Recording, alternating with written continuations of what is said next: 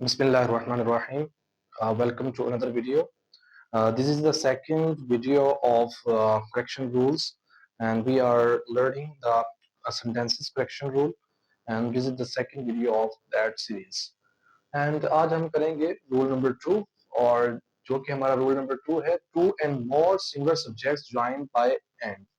कि जब दो या दो से ज्यादा सिंगुलर सब्जेक्ट्स को हम कोऑर्डिनेटिंग कंजंक्शन एंड के साथ जब ज्वाइन करते हैं तो टेक अ प्लूरल वर्ब, तो वो एक प्लूरल वर्ब देते हैं। एक ऑब्वियस सी बात है कि जब हमारे पास दो सिंगुलर सब्जेक्ट्स हैं, so that becomes plural, and singular is and singular, so two singulars are equal to plural.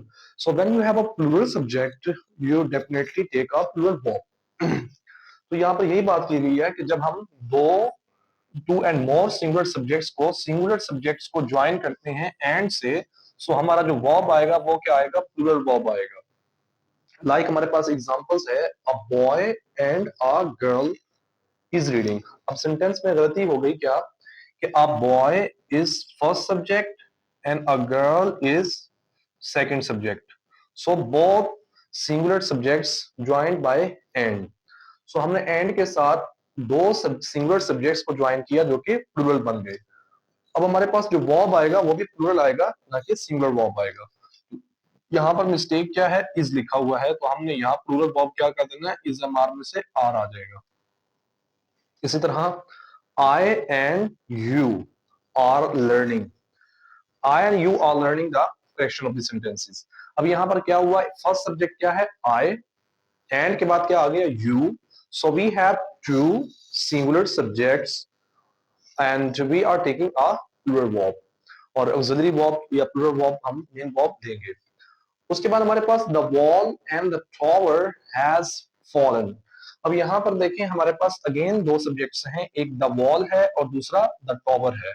अब the wall and the tower are two subjects, singular subjects are joined by and। इन दोनों subjects को join किया गया है and से, तो यहाँ पर क्या आएगा, have fallen। उसके बाद he and his friend has married, तो यहाँ पर देखें he and his friend, two subjects, so when two subjects are joined by and, again we take a plural auxiliary verb or helping verb or main verb। यहाँ पर हम क्या आ जाएगा, have। तो वेरी सिंपल रूल है कि जब दो सब्जेक्ट्स को ज्वाइन करना है एंड के साथ, so we definitely take a plural verb. Why? Because our subjects become plural. जो हमने फर्स्ट अपना रूल किया था सब्जेक्ट एंड वर्ब अग्रीमेंट का, उसमें यही है कि अगर सब्जेक्ट सिंगुलर है तो आपका जो वर्ब है वो भी क्या होगा, सिंगुलर होगा। यहाँ चूंकि सब्जेक्ट प्लूरल बन गया, एक सब्जेक्ट है फिर एंड है फिर अगेन एक सब्जेक्ट है, सो टू सब्जेक्ट्स बिकम प्लूरल। अब हमने क्या यूज करना है, प्लूरल वर्ब ही यूज करना है। अब उसमें थोड़ा सा एक्सेप्शन है और वो रूल नंबर 3 है हमारा, कि जब two singular nouns joined by and है, दोनों सिंगुलर नाउन और उनको ज्वाइन भी बिल्कुल उसी सेम एज किया गया है, लेकिन इसमें फर्क क्या है कि if they mean the singular person और object, if they mean the same person और ऑब्जेक्ट, कि अगर वो दो सिंगुलर नाउन जो है वो रेफर कर रहे हैं सेम जो है पर्सन को या सेम ऑब्जेक्ट को, दोनों का मतलब एक ही है। फर्स्ट सब्जेक्ट और जो सेकंड सब्जेक्ट है वो सेम पर्सन को या सेम थिंग को, सेम ऑब्जेक्ट को जब रेफर कर रहे होंगे, उस वक्त हमने सिंगुलर वर्ब लगाना है। Why? Because they are referring to the single thing, to the single person. तो हमारा जो है वो ऑब्वियसली जो हमारा सब्जेक्ट है वो तो सिंगुलर हुआ, क्योंकि है तो अगरचे सब्जेक्ट्स हमारे पास दो हैं, लेकिन वो दोनों सब्जेक्ट्स मिलकर एक सिंगुलर थिंग को, एक सिंगुलर पर्सन को रेफर कर रहे हैं। इट मींस जैसे हमारे इम्प्लिसिटली, नॉट एक्सप्लिसिटली, इम्प्लिसिटली हमारा जो सब्जेक्ट है वो एक है, और जब एक सब्जेक्ट है तो definitely we will take a singular verb. अब यहाँ पर कैसे में पता लगेगा, in such cases both the nouns take the same article. अब वो जो हमारा फर्स्ट सब्जेक्ट है और जो सेकंड सब्जेक्ट है, दोनों एक ही आर्टिकल ले रहे होंगे, और जब दोनों एक आर्टिकल लेंगे, यानी वो सेपरेट सेपरेट आर्टिकल लेंगे, तो इसका मतलब क्या होगा कि यहाँ पर जो पर्सन है वो सेम है। अगर वो सेपरेट आर्टिकल नहीं ले रहे, it means that there are two different subjects. इसको एग्जांपल से समझे जरा, the poet and the philosopher are dead. अब यहाँ पर देख रहे हैं एक आपके पास नाउन है पोइट, दूसरा नाउन है फिलोसोफर। और दोनों में हमने देखें सेपरेट आर्टिकल यूज किया गया, एक यहाँ आर्टिकल यूज किया गया, एक यहाँ आर्टिकल यूज किया गया। अब इसका क्या मतलब है? इसका मतलब ये है कि द पोइट और फिलोसोफर एक ही पर्सन को रेफर कर रहे हैं, एक ही शख्स को रेफर कर रहे हैं। पोइट और फिलोसोफर एक ही है। So when you use separate articles, it means your subject and your person is singular। और जब वो सिंगुलर है तो फिर हम यहाँ पर जो हमारा ऑक्सिलरी वर्ब या वर्ब आएगा वो भी क्या होगा? सिंगुलर होगा। व्हाई? इस पर हमारे पास क्या दलील है और आर्ग्यूमेंट है कि हमारे जो सेपरेट सब्जेक्ट्स हैं, वो सेपरेट आर्टिकल्स हैं, वो रेफर कर रहे हैं सिंगुलर सब्जेक्ट को। यानी पोइट और फिलोसोफर एक ही है। The poet and the philosopher are dead नहीं, ये वही शख्स जो पोइट है वही फिलोसोफर भी है। और जब वही फिलोसोफर है इट मींस जो रेफरेंस है वो एक का ही है, लिहाजा हमने क्या यूज करना है? इज। उसके बाद a white and red car are park. अब यहां आप देखें, एक हमारे पास है व्हाइट और दूसरा है रेड कार। अगर हम यहां देखें तो हमारे पास सेपरेट आर्टिकल नहीं है, बल्कि हमें फर्स्ट पे तो एक आर्टिकल मिल जाता है लेकिन बाद में हमें एक आर्टिकल नहीं मिलता। It means we are not using the separate article. So what do we use? अब यहां पर हम क्या यूज करेंगे? What would be using? अब यहाँ आर आएगा या इज आएगा? तो हम लॉजिकली देखें तो यहाँ पर तो सेपरेट आर्टिकल्स थे, सेम एक पर्सन को रेफर कर रहे थे, एक ही पर्सन को, लेकिन यहाँ पर एक आर्टिकल यूज हुआ है, आगे एंड के बाद सेपरेट आर्टिकल नहीं आया। It means there are two cars. वो कैसे पता लगा कि यहाँ पर आर्टिकल है? एंड के बाद आर्टिकल जैसे यहाँ पर था, यहाँ पर कोई आर्टिकल नहीं है। और जब यहाँ पर एंड के बाद आर्टिकल नहीं है इट मींस टू कार्स, कि टू डिफरेंट कार्स हैं। जो पार्शली तो है वो रेड है और पार्शली वो क्या है, जो है वो व्हाइट है। तो यहाँ जब टू कार्स को रेफर किया जा रहा है तो डेफिनेटली यहाँ पर आर ही आएगा, आर पार्ट। उसके बाद slow and steady win the race, ये बड़ा इंपॉर्टेंट सेंटेंस है, एग्जाम में आता है अक्सर कि slow and steady win the race. तो slow and steady, these are two adjectives and referring to the one person, एक ही पर्सन को रेफर कर रहे हैं कि जो स्लो है और वो स्टेडी भी है। जब दो एडजेक्टिव्स एक ही पर्सन को रेफर कर रहे हैं it means it will take a singular form. तो यहाँ पर क्या आएगा? स्लो एंड स्टेडी हमारा जो है वो सिंगुलर सब्जेक्ट हो गया।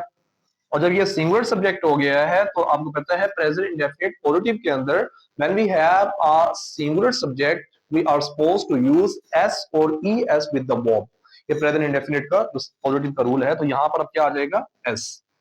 Slow and steady wins the race, ये अक्सर एग्जाम में आता है तो इसको आपने अच्छी तरह याद रखना है। उसके बाद bread and butter are difficult to earn. अब यहां देखें, ब्रेड एंड बटर एक चीज को रेफर कर रहे हैं, वो क्या है? लाइवलीहुड, रोजगार। ब्रेड एंड बटर का मतलब क्या होता है? रोजगार, अर्निंग, अर्निंग्स। तो bread and butter referring to one thing. जब ये एक चीज को रेफर कर रहे हैं मतलब देखें दोनों में हमारे पास आर्टिकल नहीं है। अगर होता दोनों में जो है वो अलग अलग सेपरेट होता, लेकिन ये है ही नहीं, आर्टिकल्स है ही नहीं, ज्यादा यहाँ पर हमने क्या यूज करना है? Is. Bread and butter is difficult to earn these days. अब there are some sentences and you people would correct them. अगर आपने यहाँ से लर्न किया है सो यहाँ आपने उसको अप्लाई करना है जो आपकी अंडरस्टैंडिंग है। एक फर्स्ट सेंटेंस है माय फ्रेंड एंड मैन्युफैक्चरर। अब यहां पर क्या आना चाहिए? हैज या have? Which one is correct? My friend and manufacturer, has come और हैव कम। उसके बाद अ ड्रामाटिस्ट एंड नॉवलिस्ट। अब देख रहे हैं एक आर्टिकल यूज हुआ, अगेन आर्टिकल यूज नहीं हुआ। सो आप क्या कहेंगे? नीड मनी या नीड्स मनी? एस आएगा या नहीं आएगा?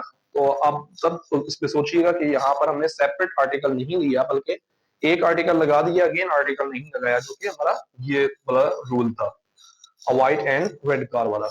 उसके बाद the shopkeeper and teacher is offering prayer या आर ऑफरिंग प्रेयर। तो यहाँ पर देखें एक ही आर्टिकल हुआ है, आप जरा सोच के रूल्स के मुताबिक जो है वो आप कमेंट सेक्शन में बताइएगा कि इनमें से कौन सा करेक्ट है। So this is the second rule and this is the third rule. I'm going to summarize my whole lecture. Today we have learned rule number 2 and the rule number 2 is when we join two singular subjects or plural subjects by the coordinating conjunction, and it must take a plural verb. Like Ali and Arshad have done their homework. Ali is a person and Arshad is another person, and there are two subjects and we are taking a plural verb. उसके बाद rule number 3 है कि when we join two subjects with the help of and, but these two subjects are referring to the same one person or same person, एक person को refer कर रहे हो. And how can we know that? किस तरह हम जान सकते हैं? We can know with the help of articles. If the separate articles are being used, अगर उनको इस्तेमाल किया जा रहा है separate articles को, इन सब्जेक्ट्स के साथ अलग अलग आर्टिकल, पहले भी आर्टिकल आ रहा है, अगेन आर्टिकल आ रहा है, तो it means they are referring to the one person और सेम पर्सन. और जब ऐसा है तो फिर हम क्या यूज करेंगे? फिर हम जो है वो सिंगुलर वर्ब यूज करेंगे क्योंकि वो एक सेम पर्सन को कर रहे हैं. और if they are not taking the separate article, means पहले तो आपने आर्टिकल लगा दिया, लेकिन अगेन जो आपने एंड के बाद आर्टिकल नहीं लगाया, जिस तरह यहाँ पर था, अगेन मैं उसको रिवाइज कर रहा हूँ, सारे व्हाइट एंड रेड कार, तो यहाँ पर प्लूरल वर्ब आएगा क्योंकि फर्स्ट में तो आर्टिकल है लेकिन अगेन आर्टिकल नहीं है. So it means it is referring to the two cars, two persons, जो भी हम रेफर करेंगे. So yeah, this is all about today, and I hope you have learned a lot of things and you have cleared your concept, and this would help you a lot in your competitive exams and ADP and other exams as well. Thank you very much.